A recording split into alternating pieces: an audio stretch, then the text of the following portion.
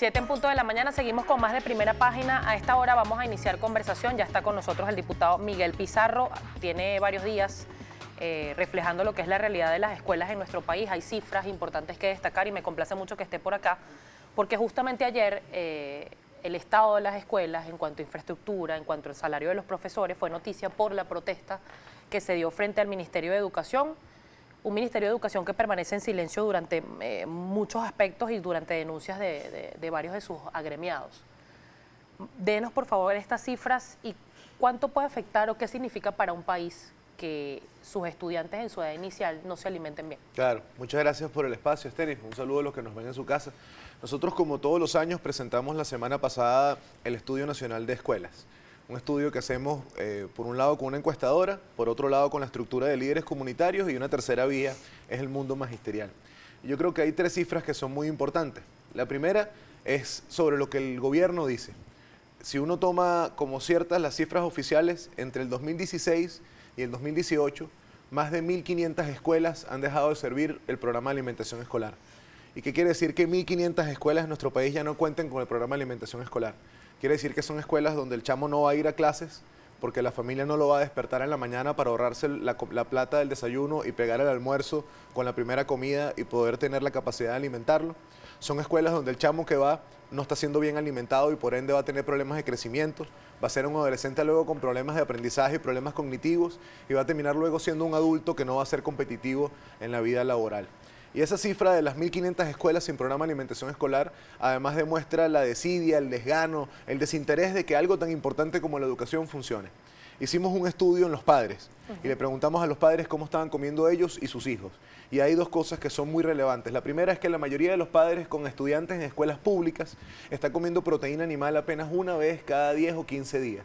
El resto de la semana se sustituye con granos o con puros carbohidratos. Cuando tú preguntas cuál es la comida que más hay en la casa, la que más hacen, las tres primeras respuestas son pasta, arroz y derivados de harina. No existe la proteína animal, no existe la proteína como componente de la dieta. Pero cuando le preguntan por sus hijos, 3 de cada 10 chamos en la educación venezolana están comiendo 2 veces al día. Si uno extrapola ese porcentaje a números, 2.300.000 niños en nuestro país están comiendo 2 veces al día. Eso ante la mirada indolente de un gobierno que hace propaganda, que dice que son la revolución educativa, que habla del aumento de la matrícula en la educación pública como un logro, cuando el aumento de la matrícula en la educación pública es la mejor demostración de la destrucción de nuestra clase media, porque nuestra clase media siempre hizo el esfuerzo para meter un chamo en la escuela privada. Yo vengo de un barrio en Petare y luego de haber vivido en Palo Verde durante toda mi vida.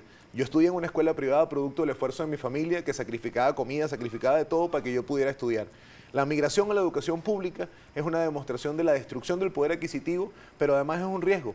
Una educación pública sin infraestructura, con profesores que están muriéndose de hambre y sin la capacidad de la prosecución académica, son depósitos de humanos y no fábricas de enseñanza. Porque esta migración, además, diputado, y corríjame si me equivoco, es un tema por no poder pagar la educación privada, más no porque la pública tenga calidad. No, es que el motivo fundamental es que ya no hay cómo pagar la educación privada, ya no hay cómo mantener al chamo en la escuela privada, y al no tener cómo mantener en la escuela privada, tú pones en una balanza qué puedes pagar y qué no.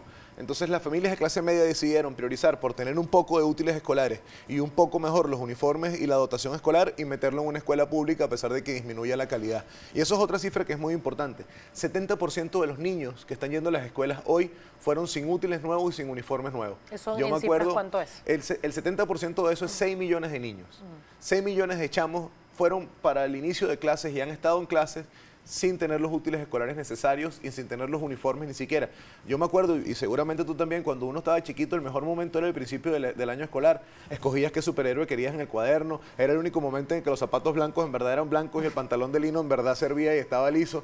Hoy en día la mayoría de los papás lamentablemente tuvieron que mandar a su chamo a la escuela sin las condiciones mínimas, con lo que eso significa también para un padre. Porque el papá que hoy no tiene para alimentar a un chamo, el papá que hoy no tiene para darle útiles y uniformes, es un padre que siente que está siendo derrotado por el día a día. Y también para ellos es un mensaje. Aquí hay una condición de país que nos está obligando a todos a tomar decisiones, a hacer sacrificios que no merecemos y que nosotros nunca nos imaginamos que teníamos que hacer. Pero eso tenemos que convertirlo en fortaleza. Fortaleza como la que ayer demostró el Magisterio en el Ministerio de Educación, pero fortaleza también como la que demostraron los estudiantes de la Universidad de Carabobo ayer defendiendo su universidad y demostrando que ni la violencia, ni la capucha, ni las lacrimógenas pueden evitar la expresión de la gente. Porque lo que ocurre en alimentación, lo que ocurre en educación, lo que ocurre con la política, todo eso pasa porque nosotros también nos empoderemos. nosotros asumamos que depende de nosotros que las cosas cambien, de nuestra organización y de nuestra acción, y que salgamos de la inercia y de este estado de desesperanza general en el que el gobierno nos ha metido. Pero se puede, diputado, y voy a cambiar de tema un poco porque quiero además precisar otro del tema de educación, pero se puede lograr que la gente se levante de esa inercia cuando la oposición hoy está, pareciera, o al menos en lo que se ve mediáticamente hablando, dividida, que no pareciera tener un norte, se perdió la brújula. Ojalá fuera solo mediáticamente, Steny. Yo creo que la oposición y la dirección política de la oposición, porque creo que hay que separar, la dirigencia está junta. La dirigencia política en su mayoría hace política junta, porque en este país es demasiado difícil que ande cada quien por su lado, y tampoco es que somos tantos ya. Entonces, entre el exilio, la persecución y la cárcel, también la política se ha reducido. Y yo creo que hay un mensaje que todos tenemos que darle a la conducción política. Hay que salir de la discusión estéril. El país requiere de nosotros humildad, requiere reconocer que nos hemos equivocado, que todos los extremos del péndulo, desde los extremos que se la dan de radicales hasta los extremos que se la dan de tan moderados que pareciera a veces que tienen otros intereses, todo el mundo hace falta en este país. Y la discusión no puede ser para yo dominarte a ti, la discusión no puede ser para yo atropellarte a ti, sino que en esa gama de opciones todo el mundo tenga una tarea, que todo el mundo pueda vernos juntos. Porque el que hoy sufre el problema de alimentación, el que hoy tiene este problema de educación, lo que menos quiere cuando prende un televisor y ve este programa es vernos a nosotros peleando entre nosotros, es vernos a nosotros discutiendo por ver quién tiene la razón. La política no está para eso, la política es para dar certidumbre, la política es para dar guía, la política no es para poner papelotes como lo de la Asamblea Nacional la semana pasada y pues entonces acusarnos los unos a los otros, porque al final eso lo que hace es que la gente se divorcie de cualquier oportunidad de cambio. Y esa desesperanza diseñada por el gobierno, esa sensación de condena requiere de la política no solamente el mensaje de Paulo Coelho y la autoayuda, sino requiere en verdad que tendamos la mano y digamos que juntos podemos salir de esto, porque yo estoy convencido que podemos salir. Pero ¿qué hay que hacer para salir de esto? El primer paso es salir de esta espiral de desesperanza y el segundo estar juntos, unidos, organizados, políticos, periodistas, iglesia, empresarios, sindicatos, como lo está intentando el Frente Amplio y el Congreso Nacional. ¿Qué cree usted, diputado, que rompió la conexión de la dirigencia en general? Porque no hablo solamente de la oposición, sino también del gobierno, que la gente lo califica como principal responsable de lo que está pasando. Yo creo que son desconexiones distintas. Porque aquí hay gente que no tiene gas, que no tiene luz, que no tiene agua, la siguen matando por inseguridad, hay gente que está robando comida, que está comiendo la basura y la dirigencia pareciera que está... Mira, pero yo lo separaría, en un país distinto. Porque hay una... Y empiezo por el gobierno. Hay quienes a veces tienden a criticar tanto a la oposición que la responsabilizan de lo que pasa. Y yo creo que aquí el primer responsable de todo lo que estamos viviendo es el gobierno nacional, un gobierno que destruye la economía, que destruye el poder adquisitivo, que vive de la propaganda y que su desconexión fundamental, creo yo, que tiene que ver con sus privilegios. El que anda en 7 camionetas blindadas y tiene un asistente hasta para que le abra el agua, ¿qué va a saber cuánto cuesta un kilo de carne, cómo está medio cartón de huevo? El que vive en una burbuja de televisión, ¿qué va a saber cómo está una escuela? El propio ministro de Educación actual, muchos de los que hoy están en el gobierno, que fueron dirigentes gremiales, hoy en día no se atreven ni verse con un sindicato frente a frente y permitir que los increpen y le pregunten. Y esa es una desconexión distinta a la que yo creo que tiene parte de la oposición. Yo creo que lo que pasa en la oposición tiene que ver con hacernos rehenes de la discusión entre los políticos. Cuando uno pasa todo el día hablando con políticos, uno se convence que uno tiene la razón, hasta que uno sale y discute con el ciudadano de a pie. Y esa burbuja de la política, donde convertimos nuestros temas en los temas del país, es, creo yo, lo que genera mayor desconexión. Y lo segundo es no entender con humildad el momento político e histórico que tenemos. Este país no requiere que alguien tenga la razón. Este país no necesita que alguien por Twitter le diga estamos a la vuelta de la esquina, por la vía de la fuerza o por la vía del acuerdo político, estamos a nada de que esto se resuelva, porque eso no es verdad. Ojalá eso fuese así, pero yo creo que la tarea de la oposición para reconectar tiene que ver con la pedagogía y con el ejemplo. Hay que hacer lo que decimos, pero hay que hacer lo que decimos desde donde dijimos que lo íbamos a hacer. La política no puede hacerse nada más en este estudio de televisión o solamente en el hemiciclo protocolar o solamente en las reuniones de los partidos. La política tiene que ensuciarse los zapatos y tiene que reconectar con el ciudadano con la única herramienta que nos queda, que es estar.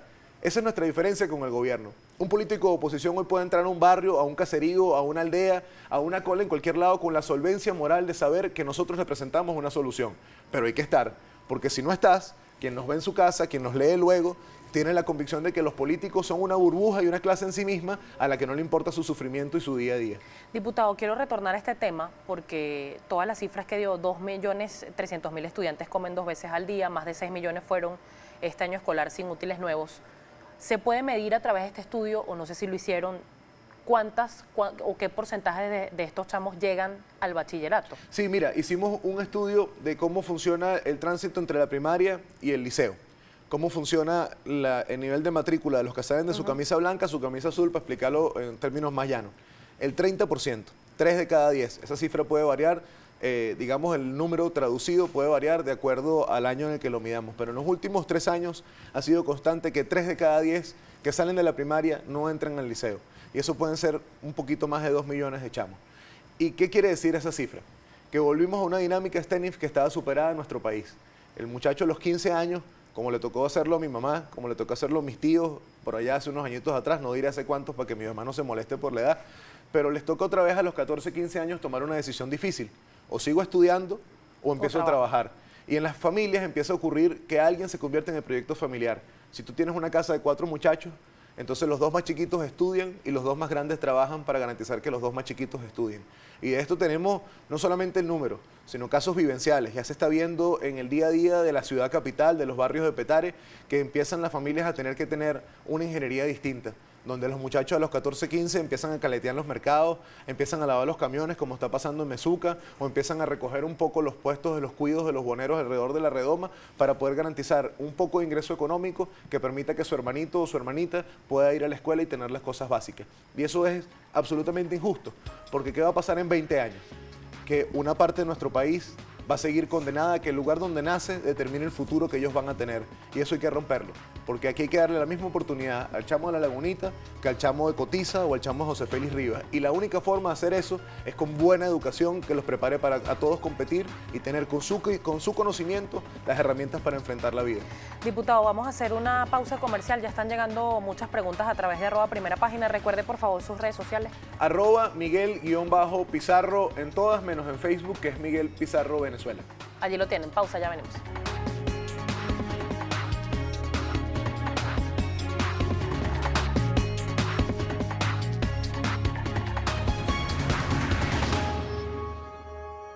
Siete 18 minutos de la mañana, sigue con nosotros el diputado Miguel Pizarro. ¿En qué momento se rompió la calidad de la educación y si cree el diputado Miguel Pizarro que puede ser rescatable? Mira, desde 2010 viene en un proceso de declive, desde que empezó a diseñarse mal el presupuesto del programa de alimentación escolar y desde que la cantidad de inversión de FEDE no se correspondía a la cantidad de escuelas que tenemos. Aquí se repara solamente el 2% de las escuelas entre año escolar y año escolar.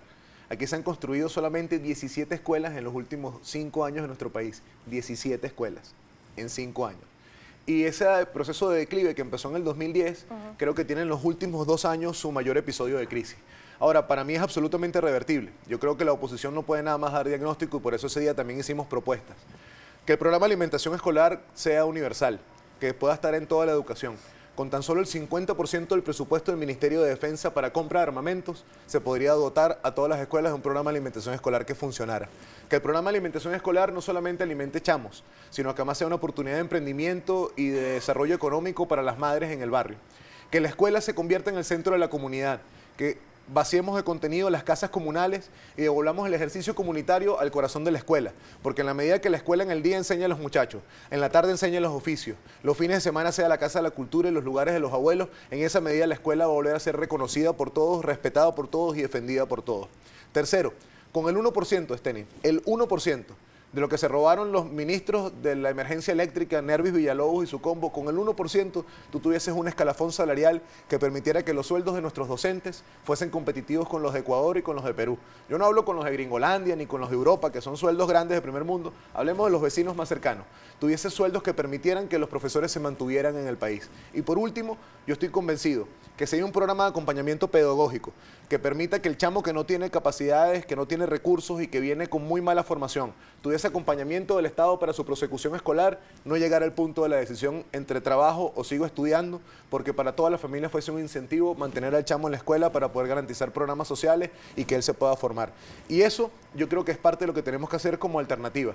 Hay que dejar de hablar nada más de lo que está mal y hay que empezar a dibujar el país que viene. Porque para enfrentarse a Maduro no basta saber que Maduro es malo. Hay que empezar también a poner a la gente a soñar con lo que nosotros representamos, que nosotros podemos arreglar la economía, que nosotros sabemos qué hacer con los hospitales, pero sobre todo, y vuelvo al principio del programa, que nosotros entendemos sus problemas, pana. Que nosotros no somos unos extraterrestres que vivimos en una burbuja, que nosotros también vivimos alquilados, que no podemos pagar seguros médicos, que no nos alcanza la plata, porque los políticos a veces hablamos como que la gente está por allá y uno está bien y uno está fino y uno come todos los días en los restaurantes de la Lagunita, y eso no es verdad, pana. Yo tengo 30 años, todavía vivo alquilado, todavía dependo de mi vieja para tener carro, y gracias a que mi viejo está afuera no estoy comiendo yo 2 veces al día. Y ese ejercicio que me pone a mí en una pelea existencial es un ejercicio que hay que explicar, porque muchas veces los políticos nos desconectamos por ni siquiera contar nuestros propios problemas. Bien, diputado, hay participación por acá, muchas preguntas. Le agradezco, por favor, las respuestas lo más breve que puedan. Yo soy bueno en eso, de las respuestas cortas. Qué bueno.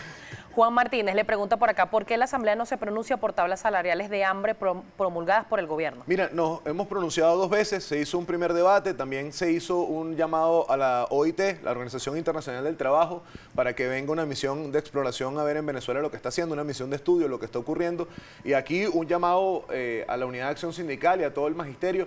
Úsennos, panas. Díganos cómo somos útiles. No para tomarnos la fotico en la protesta de ustedes y decir que lo organizamos nosotros, porque ese es el peor mal de los políticos, querer protagonizar todo lo que no nos corresponde, pero sí creo que la Asamblea tiene un rol no solo de denuncia, sino también de empezar a discutir cómo son las tablas salariales del futuro. Hay otros comentarios por acá. Gravacoy, Unidad Educativa Nacional Rafael Olivar y Figueroa en Santa Teresa del Tuy, abandono total. No hay baños, ni comedor, ni pupitres. Y por acá le pregunta Ramón Ramos, ¿cuál es la situación más grave que está afectando a los escolares? ¿Qué se está haciendo desde la Asamblea para ayudar a resolver este problema y hacia dónde pueden llegar el futuro de los estudiantes de continuar esta situación? Mira, lo más grave tiene que ver con la alimentación, porque cuando no hay comida en la casa y no hay comida en la escuela, al chamo lo mantienen durmiendo un rato más para poder ahorrarse un plato de comida, como dije, o no lo mandan a la escuela para con la plata del pasaje poder comprar la comida de ese día y resolver el vacío inmediato en el momento que ocurre. Ese es el drama más grande. Si resolvemos la alimentación, por ahí empiezas a resolver lo demás, porque la alimentación garantiza que el chamo vaya a la escuela. Y a partir de ahí puedes construir el resto de la política pública. ¿Qué estamos haciendo nosotros en un arranque desde la Asamblea? Hemos intentado cambiar el concepto del programa de alimentación escolar. Que no sea un programa de estipendio, que no sea un programa solamente asistencial, sino que sea un programa de acompañamiento, de emprendimiento económico y de garantía de alimentación en todas las escuelas. Y aparte de eso, yo creo que el daño más grande que se hace es que hoy se está condenando al muchacho de este país, a la muchacha, a que el lugar donde nazca determine su futuro. Un muchacho que nace en Altagracia Orituco, un chamo que nace en el norte de Apure, tiene 0 oportunidades de convertirse en un joven profesional en comparación con un chamo que nazca en el norte de Valencia o en el este de Caracas. Y eso ocurre porque el Estado, que debería tener la función de cerrar esa brecha y garantizar que todos puedan competir, no está presente en el mundo educativo. Por acá le dice Marcos Adrián Gómez, el diputado Pizarro reclutaba muchachos en los barrios de Petare para llevarlos a guarimbiar. Ahora están delinquiendo en las calles de La Urbina, La California, El Marqués, Los Palos Grandes, Altamira y Chacao. Y también somos responsables del SIDA en África, del hambre en el mundo, del genocidio étnico armenio. O sea, al final esas verdades inventadas todo el mundo sabe que son mentiras, y me es bueno que lo tuitees para que la gente te responda. Nosotros organizábamos a la gente para luchar por un cambio, y la gente que delinque hoy, el chamo que hoy a los 14 años agarra una pistola y agarra una moto, lo hace por culpa de ustedes que no le dan oportunidad y los han metido en el camino malo como opción de vida. Por acá le dice Orlando Lezama, ¿quiere la oposición cambiar las cosas para bien? La principal pregunta es, ¿a quién cambiamos primero, al gobierno o a la oposición? La respuesta la sabe la gente, según el señor Orlando Lezama, peor daño hacia el país la oposición que el gobierno. Bueno, eso es como decir que para poder limpiar la casa primero hay que sacar todos los muebles, todas las mesas, hay que vaciar, hay que mudarse para poder limpiar. Yo creo que es simbiótico, yo creo que hay que salir del gobierno, y en el camino a salir del gobierno saldremos de muchas cosas que hay en la oposición que a nadie le gusta y que nadie representa. Yo creo que la política del futuro es una política que obliga al político a hacer, y yo creo que el ciudadano que ha aprendido en estos 20 años que es un buen político y que es un mal político, tiene hoy también la tarea de aprender la lección de este proceso. Ni los caudillos, ni los héroes, ni los semidioses, nada de eso sirve. Aquí dirección colectiva y ejercicio entre todos. Hay otra pregunta por acá, otro comentario. Aguilera le pregunta lo siguiente. Pizarro, preocupa mucho que el sector opositor esté desesperado por dialogar con el régimen antes del 10 de enero de 2019. ¿Es necesario mantener la presión internacional e internamente buscar el consenso entre factores opositores para salir de él? Mira, una frase. Toda la presión posible adentro y afuera que produzca quiebres y divisiones, que nos lleve a los venezolanos a tener una solución política y que con nuestro voto podamos decidir el futuro. Hoy votamos pero no elegimos, hoy no hay posibilidad de salir de esto pacíficamente, y quienes desde el gobierno cierran el camino electoral, quienes desde el gobierno cierran la vía política, lo que hacen es abrirle la puerta a los peores caminos en este país. A quien afirma que hay gente desesperada, aquí nadie está desesperado sino por cambiar esta realidad. Y no nos hagamos eco de verdades construidas por el gobierno. Un poco de cuentas de Twitter no son una fuente de información. Una cadena de WhatsApp no es una fuente de información. Informémonos como es, busquemos a los voceros que son y construyamos criterio con base a la verdad. Yo creo en la solución política. Yo creo que la política es el ejercicio alternativo a la guerra, a tener que matarnos. Y para eso hay que hacer todo el esfuerzo para que la salida sea lo menos traumática posible. Ahora, yo creo que eso es posible hoy, en lo inmediato. Lamentablemente no. Desde el gobierno no muestran voluntad de ello, su accionar, su discurso, lo que hace es encerrarlos cada día más en el poder. Pero de este lado no puede ser solamente la oferta de la venganza, el odio, la persecución, porque algunos sapos tendremos que tragarnos, alguna gente de aquella tendremos que hacer que cruce un puente para que se divida y se vengan para este lado. Pero si cada vez que alguien critica, cada vez que Barreto se mueve o que Jagua hace una discusión interna o que alguno de ellos transita a intentar salirse del régimen, de este lado lo que hay es un bate con un alambre púa para pedirle que camine de rodillas y nos pida disculpas a todos por todo lo que hizo, nunca vamos a poder reconciliar este país y construir el gran músculo que permita dividir a la Fuerza Armada, al Gobierno Nacional y al grupo económico que hoy intenta dominarnos. Tengo que irme ya en segundos, diputado. Ayer el presidente de la Asamblea Nacional Constituyente, Diosdado Cabello, asomaba la posibilidad de revocar la Asamblea el año que viene. Que lo intenten. Al final la única elección en la que ellos no tienen números para revocarnos es la Asamblea Nacional y ellos lo saben muy bien. Y ahí que aprovechen, en vez de buscar revocarnos nosotros, que aclaren su propio rollo. ¿Cómo es que Escarrá dice que hay una constitución y el presidente de la constituyente dice que no? ¿Cómo es que un constituyente dice que hay 85% de todo listo y el presidente de la constituyente dice que eso puede durar 3 o 4 años más? En vez de ocuparse de nosotros, intenten arreglar su pega interna que tienen un rollo de hace rato y la gente no se da cuenta porque los opositores discutimos entre nosotros.